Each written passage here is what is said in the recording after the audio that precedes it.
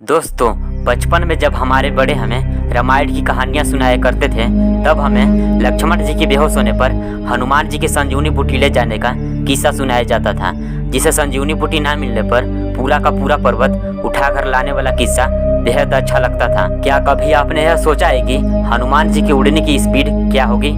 जिस तरह हनुमान जी एक ही रात में श्रीलंका से हिमालय के पर्वतों पर पहुंचे और पहाड़ उठाकर वापस भी आ गए, तो निश्चित ही उनके उड़ने की क्षमता बेहद तेज होगी। लेकिन कितनी तेज, इस बात का सही अनुमान नहीं लगाया जा सकता। लेकिन फिर भी आपके मन में उठ रहे सवालों के जवाब खोजने के लिए हमने कुछ तथ्यों का सहारा लिया और गुड़ा भाग करके हनुमान जी के उड़ने की स्पीड जानने की कोशिश की है। तो चलिए शुरू करते हैं आज का वीडियो। मेरा नाम है द्रविड़ देवकांत और आप देख रहे हैं रहस्य नॉलेज टीवी।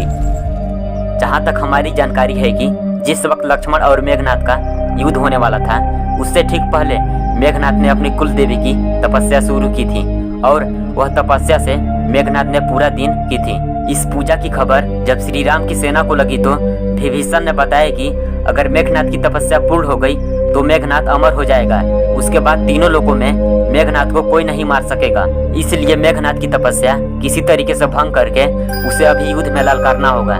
इसके बाद हनुमान जी सहित कई वानर सेना मेघनाथ की तपस्या भंग करने गए। उन्होंने अपनी गदा के प्रहार से मेघनाथ की तपस्या भंग करने में सफलता प्राप्त की, लेकिन तब तक रात हो चुकी थी। लक्ष्मण जी ने रात को मेघनाथ को युद्ध के लिए ललकारा। रामायण के अनुसार उस समय रात्रि का दूसरा पहर शुरू हो चुका था। दोस्तों, रात्रि का पहला पहर सूर्य अस्त होते ही शुरू हो जाता है और सूर्य उदय होने के साथ ही रात्रि का अंतिम यानी चौथा पहर खत्म हो जाता है, यानी 4 पहर होते हैं। इसका मतलब प्रत्येक पहर 3 घंटे का हुआ। अब अगर आधुनिक काल की घड़ी के हिसाब से देखें तो लक्ष्मण और मेघनाथ का युद्ध रात के करीब 9 बजे शुरू हुआ होगा। यह भी कहा जाता है कि लक्ष्मण जी और मेघनाथ के बीच बेहद घनघोर युद्ध हुआ था, जो लगभग 1 पहर यानी 3 घंटे तक चला था। उसके बाद मेघनाथ ने अपने शक्तिशाली अस्त्र का प्रयोग किया, जिससे लक्ष्मण जी मूर्छित हो गए। लक्ष्मण जी के मूर्छित होने का समय लगभग 12 बजे के आसपास होगा। लक्ष्मण जी अगर 12 बजे मूर्छित हुए तो जाहिर है कि उसके श्री राम के शोक और विभीषण द्वारा सुसेन वैद्य को लेने के लिए कहना और हनुमान जी द्वारा सुसेन वैद्य को उठा लाना, इन सब में कम से कम 1 घंटा तो लग ही गया होगा, यानी रात्रि के करीब 1 बज चुके होंगे।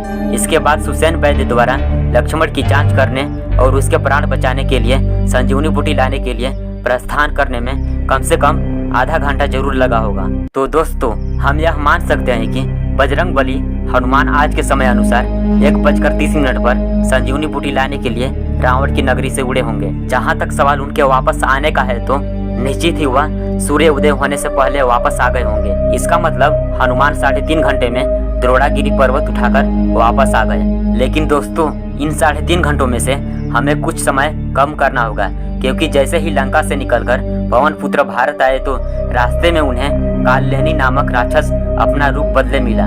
कालनेनी निरंतर श्री राम का जप कर रहा था, लेकिन वास्तव में उसकी मंशा हनुमान जी का समय खराब करने की थी। हनुमान जी ने जब जंगल से नीचे उतर आए तो कालनेनी ने खुद को बहुत बड़ा ज्ञानी बताया और हनुमान जी से कहा कि पहले आप स्नान करके आओ, उसके बाद मैं आपको रावण के साथ चल रहे युद्ध का नतीजा बताऊंगा। भोले हनुमान जी ने उसकी बातों में आ गए और स्नान करने चले गए। स्नान करते समय उनका सामना एक मगरमच्छ से हुआ, जिसे हनुमान जी ने मार डाला।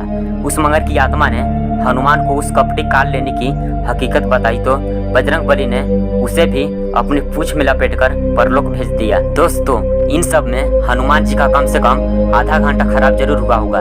उसके बाद बजरंगबली ने उड़ान भरी और द्रोणगिरी पर्वत जा पहुंचे, लेकिन हनुमान जी कोई वैद्य नहीं थे, इसलिए संजीवनी बूटी को पहचान नहीं सके। इसमें उनका कम से कम आधा घंटा खराब हुआ होगा।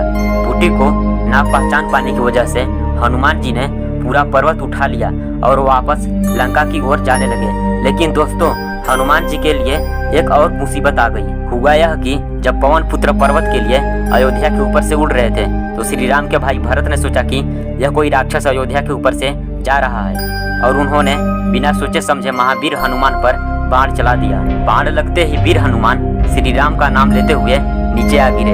हनुमान के मुंह से श्री राम का नाम सुनते ही भरत दंग रह गए और उन्होंने हनुमान जी से उनका परिचय पूछा तो हनुमान जी ने उन्हें राम और रावण के युद्ध के बारे में बताया। लक्ष्मण के मूर्छित होने का पूरा किस्सा सुनाया। यह सब सुनकर वह भी रोने लग गए और उनसे माफी मांगी। फिर हनुमान जी का उपचार किया और हनुमान जी वापस लंका की ओर चले। लेकिन दोस्तों, इन सभी घटनाओं में भी बजरंगबली के कीमती समय का आधा घंटा फिर से खराब हो गया। अब हनुमान जी के सिर्फ उड़ने की समय की बातें करें तो सिर्फ 2 घंटे थे और इन्हीं 2 घंटों में वह लंका से द्रोणगिरी पर्वत आए और वापस गए। अब अगर हम उनके द्वारा तय की गई दूरी को देखें तो विकिपीडिया के अनुसार श्रीलंका से द्रोणगिरी पर्वत तक की दूरी लगभग 2500 किलोमीटर है। यानी यह दूरी आने जाने दोनों तरफ को मिलाकर 5000 किलोमीटर बैठती है और बजरंगबली ने यही 5000 किलोमीटर की दूरी 2 घंटों में तय की। इस हिसाब से हनुमान जी के उड़ने की रफ्तार लगभग 2500 किलोमीटर प्रति घंटा की दर से निकलती है। तो दोस्तों, इसकी तुलना ध्वनि की रफ्तार से करें तो उसकी तुलना हनुमान जी की गति लगभग 2 गुना ज्यादा बैठती है। आधुनिक भारत के पास मौजूद रसिया से मंगवाए गए लड़ाकू विमान MiG-29 की रफ्तार से 2400 किलोमीटर प्रति घंटा है। अगर इसकी तुलना हनुमान जी की रफ्तार से करें तो यहाँ पर भी हनुमान जी की रफ्तार ज्यादा निकलती है। यानी हनुमान जी आधुनिक भारत के पास मौजूद सबसे तेज लड़ाकू विमान से भी तेज उड़ते थे। आपको हमारी यह जानकारी कैसी लगी कृपया नीचे कमेंट बॉक्स में लिखकर जरूर बताएं। जय श्री राम।